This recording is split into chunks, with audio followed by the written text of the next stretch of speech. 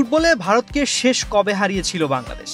এ প্রশ্নের উত্তরে যেন ইতিহাসই দীর্ঘশ্বাস ফেলে। ফিরে যেতে হয় 1999 সালে কাঠমান্ডুর দশরথ রঙ্গশালা স্টেডিয়ামে অনুষ্ঠিত সাফ গেমসের সেই সেমিফাইনালে শাহাজুদ্দিন টিপুর একমাত্র গোলে ভারতকে হারিয়েছিল লাল সবুজের সৈনিকরা। তারপর কেটে গেছে 26টি বসন্ত, পেরিয়েছে অসংখ্য match. Gold's Gym across 30+ countries with over 700+ locations worldwide. Train anywhere, belong everywhere. দুই দল মুখোমুখি হয়েছে আরো 15 বার, কিন্তু আর কোনোদিন ভারতকে হারানোর স্বাদ পায়নি বাংলাদেশ। সময় যত গেছে এই ব্যবধান ততটাই ইতিহাসের পাতায় জমাট বেঁধে রয়েছে। তাই স্বাভাবিকভাবেই প্রশ্ন ফিরে আসে, এবার কি ভাঙবে সেই দীর্ঘ জয় করা? অপেক্ষা নতুন কোনো গল্পের। এশিয়ান কাপ বাছাইয়ের পঞ্চম রাউন্ডে আগামী 18 নভেম্বর জাতীয় স্টেডিয়ামে 33 বারের মতো মুখোমুখি হবে দুই প্রতিবেশী দেশ। জামাল ভুঁইয়াদের সামনে আরও একটি সুবর্ণ সুযোগ।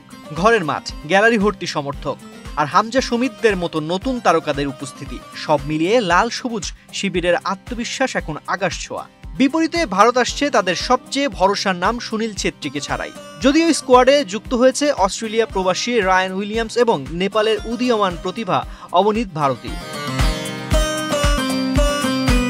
এছাড়া বাংলাদেশকে উজ্জীবিত করতে পারে সাম্প্রতিক পরিসংখ্যান। র্যাঙ্কিংয়ে যোজন যোজন ব্যবধান থাকলেও মাঠের লড়াই বরাবরই ছিল প্রতিদ্বন্দ্বিতাপূর্ণ। বাংলাদেশের বিপক্ষে শেষ 6 ম্যাচে মাত্র একটিতে জয় পেয়েছে দ্য ব্লু টাইগার্সরা, বাকি 5টি ম্যাচই ড্র।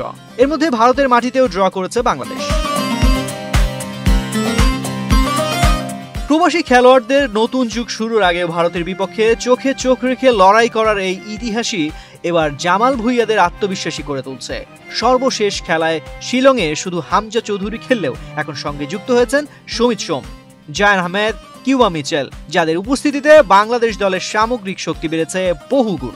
এদের উপস্থিতিতে বাংলাদেশ এখন আরো ভারসাম্যপূর্ণ, আরো লড়াকু। এদিকে সাম্প্রতিক ফর্ম বিবেচনায় দুই দলের মধ্যে তারতম্য সেভাবে নেই বললেই চলে। 4 ম্যাচ পর দুই দলের একই অবস্থা, 2টি করে ড্র, 2টি করে হার।